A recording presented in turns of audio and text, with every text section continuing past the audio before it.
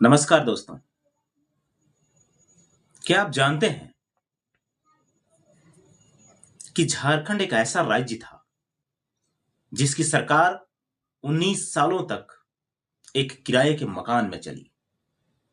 जी हाँ, वो राज्य जिसके गर्भ में देश का 40% खनिज है, उसकी अपनी विधानसभा का भवन तक नहीं था। आज तारीख है 22 नवंबर। यही वो तारीख है जब साल 2000 में झारखंड विधानसभा की पहली ईंट वैचारिक रूप से रखी गई थी। आज हम मना रहे हैं झारखंड विधानसभा का स्थापना दिवस। आज के इस वीडियो में हम 22 नवंबर 2000 से लेकर 2025 तक के इस 25 साल के सफर को डिकोड करेंगे। हम बात करेंगे रशियन हॉस्टल के संघर्ष की, वर्तमान की हाईटेक राजनीति की और झारखंड के भविष्य की चुनौतियों की। तो अंत तक मेरे साथ बने रहिए। कहानी शुरू होती है 15 नवंबर 2000 को, जब बिहार से अलग होकर झारखंड एक नया राज्य बना।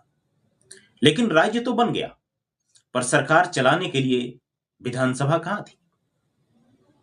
उस वक्त रांची के एचईसी टाउनशिप में स्थित लेलिन हॉल, जिसे रशियन हॉस्टल भी कहा जाता था, को आनन फानन में विधानसभा में बदल दिया गया।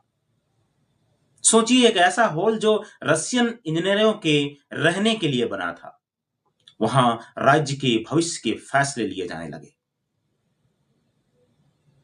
22 नवंबर 2000 को इसी भवन में पहला सत्र आयोजित किया गया। बाबूलाल मरांडी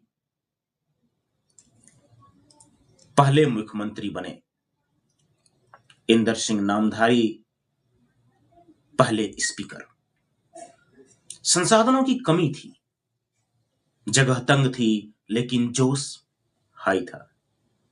यह वो दौर था जब झारखंड अपने अस्तित्व की लड़ाई लड़कर अभी अभी खड़ा हुआ था।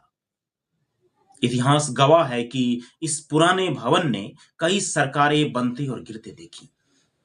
19 साल तक झारखंड की राजनीति इसी अस्थायी भवन के गलियारों में घूमती रही।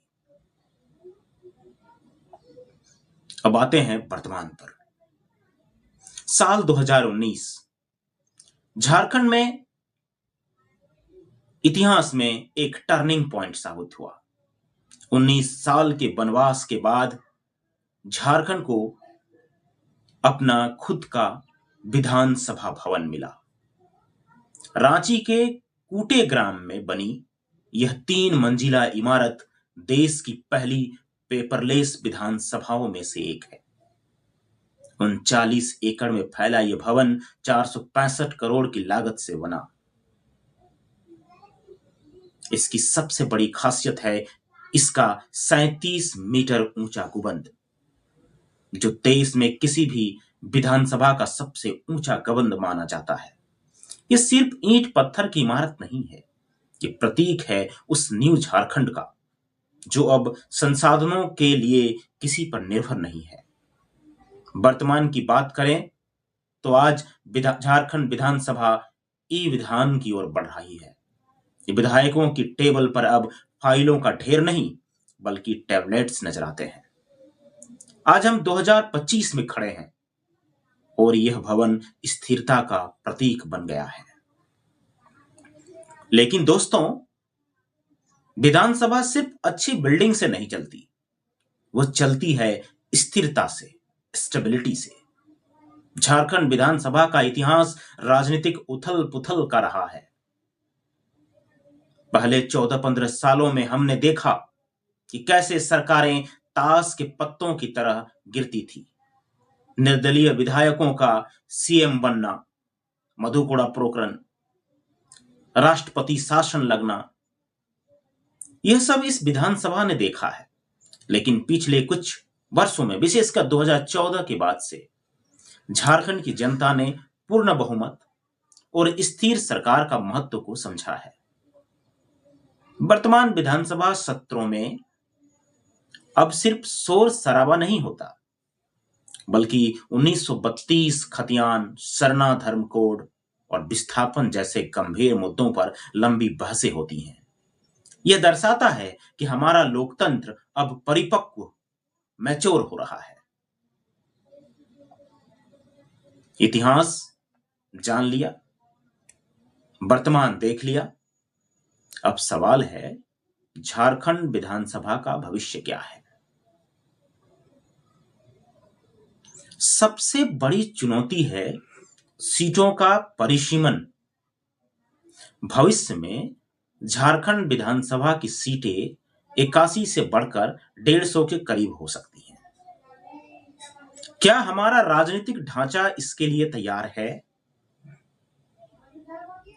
दूसरा बड़ा मुद्दा है महिला आरक्षण। भविष्य की विधानसभा में हमें 33% महिला विधायक दिखनी चाहिए, जो अभी बहुत कम है। और तीसरी चुनौती है डिजिटल डेमोक्रेसी को गांव तक पहुंचाना। विधानसभा में लिया गया फैसला खूंटी, सिमडेगा या गुमला के आखिरी गांवों तक उसी रूप में पहुंचे, यह सुनिश्चित करना भविष्य की विधानसभा का काम होगा। भविष्य की विधानसभा को केवल कानून बनाने वाली मशीन नहीं, बल्कि झारखंड की जल, जंगल और जमीन की असली रक्षक बननी होगी।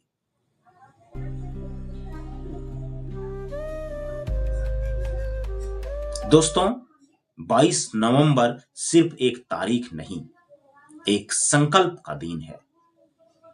रशियन हॉस्टल से निकलकर देश के सबसे ऊंचे गुंबद वाले भवन तक का यह सफर आसान नहीं था।